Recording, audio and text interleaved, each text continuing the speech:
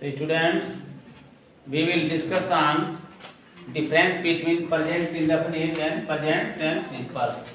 देखिए बच्चों को समस्या आती है कि जब ट्रांसलेशन बनाते हैं तो उनको ये पता नहीं है कि प्रेजेंट इंडेफिनिट क्या है और प्रेजेंट टेंस का सिंपल क्या है। तो बच्चों को बड़ी दिक्कत हो जाती है, ट्रांसलेशन भी गलत हो जाता है, कुछ पता ही नहीं चलता है। अब जैसे आ गया कि धनी कंजूस होते हैं, मान लो कोई पूछ दिया ऐसे कि धनी कंजूस होते हैं, तो आप बनाने लगे कि द रिच बिकम माइजर। ये लिखने की जरूरत नहीं है, यहाँ पर ये मेन वर्ब लिखने की जरूरत नहीं है, ये तो सिंपल में बनेगा। यहाँ होगा द रिच आर माइजर, इसमें आप लगेगा। तो यही दिक्कत है। अब पता चला कि कोई ट्रांसलेशन पूछ दिया कि गुड़िया पत्र लिखती है, तो गुड़िया पता बच्चे बना दिए कि गुड़िया इज राइट लेटर, पता ही नहीं उनको।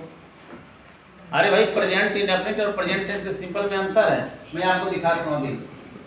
एक नमूना देखिए, प्रेजेंट इंडेफिनिट में क्या झलकता है, ये बहुत जबरदस्त टेंस है, इंग्लिश में तो यही बच्चे नहीं जानते हैं। प्रेजेंट इंडेफिनिट में इस प्रेजेंट इंडेफिनिट के पिताजी का नाम प्रेजेंट टेंस है और प्रेजेंट टेंस के चार बेटे, present indefinite, present continuous, present perfect, present perfect continuous. Indefinite में होता क्या है बेटे, इसमें जो है कार्य झलकता है, इसमें कार्य झलकता है, मतलब एक्शन। और इसमें क्या झलकता है, विशेषता। इसमें विशेषता झलकती है। कार्य कैसे झलकता भी हम दिखा रहे हैं। जैसे है कि कौवा आसमान में उड़ता है, मान लीजिए बनाना है तो बनाएंगे द क्रो माने कौवा, फ्लाइज हो जाएगा। मेन वर्ब का प्रयोग हुआ क्योंकि इसमें एक्शन झलक रहा है, उड़ रहा है, एक्शन है, उड़ना, दौड़ना, चलना, हंसना, देखना, पढ़ना, बैठना, सुनना, पीना, खाना, ये सब एक्शन है। और जिस सेंटेंस में एक्शन होता है वो इंडेफिनिट होता है mostly. The crow flies in the sky हो गया। अब इसमें मेन वर्ब लगी तो ध्यान रखना है, प्रेजेंट इंडेफिनिट में कार्य झलकता है और इसमें मेन वर्ब का प्रयोग होता है, मेन वर्ब का ध्यान रखना है। मेन वर्ब आते देखिए, मेन वर्ब लगा है फ्लाई माने उड़ना एक मेन वर्ब है। अब इसमें आइए प्रेजेंट के सिंपल में, इसमें क्या होता है, इसी का एक जोड़ीदार भाई ये भी है, ये प्रेजेंट इंडेफिनिट हो गया, प्रेजेंट टेंस का सिंपल हो गया। जैसे अब आ गया कि कौवा काला होता है, अब भाई कैसे अनुवाद बनाएंगे इसका ट्रांसलेशन, कौवा काला होता है तो इसका बनाएंगे द क्रो माने कौवा इज माने होता है, जबकि इज माने है हम लोग को जानते हैं, बहुत से बच्चे जानते हैं कि इज माने है। अरे भाई इज का मतलब होता है, होती है, होते हैं जो होता है। तो क्रो इज, कौवा होता है, इज माने होता है। काला की अंग्रेजी ब्लैक हो जाएगा या डार्क हो जाएगा काला की। तो कहने का मतलब सेंटेंस सही हो गया। ऐसे इसमें इज लगा, क्योंकि इसमें जो है सिंपल में प्रेजेंट टेंस के सिंपल में ईजेएमआर आता है, याद कर लीजिए ईजेएमआर। इसमें ईजेएमआर आता है और इसमें मेन वर्ब आती है, ध्यान रखना है।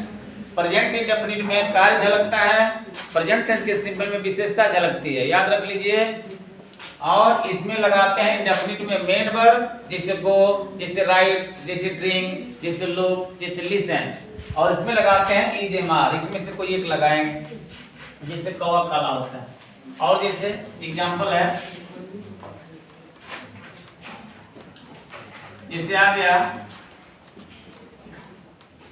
इसे धनी धन इकट्ठा करना चाहते हैं या धनी धन इकट्ठा करते हैं। अब इकट्ठा करते हैं ये भी एक्शन है, एक कार्य हो रहा है, इकट्ठा करना एक वर्ब है, इकट्ठा करना, बटोरना। तो धनी धन इकट्ठा करते हैं, द रिच गैदर, गैदर में इकट्ठा करना, इकट्ठा करते हैं। दरिस गैदर मनी, मनी माने धन या दौलत भी होता है। मनी माने धन, मनी माने दौलत, मनी माने रुपया, बहुत कुछ अर्थ होता है एक वर्ड का। इंग्लिश में एक वर्ड के कई अर्थ होते हैं। मनी माने धन, मनी माने दौलत, मनी माने रुपया। धन इकट्ठा करते हैं, दरिस गैदर मनी। इसमें देखिए गैदर आ गया, तो और रहा सवाल कि गैदर क्या है। तो गैदर मेन वर्ब है, तो इंडेफिनिट टेंस में मेन वर्ब का प्रयोग होता है। और इसमें देखिए एक नमूना वही आ गया कि धनी कंजूस होते हैं। मान लीजिए आ गया कि धनी कंजूस होते हैं। अब इसका ट्रांसलेशन बनाना पड़ेगा, कैसे बनाएंगे। पहले लिखेंगे धनी की अंग्रेजी, दरिज माने धनी लोग, आर माने होते हैं, माइजर माने कंजूस।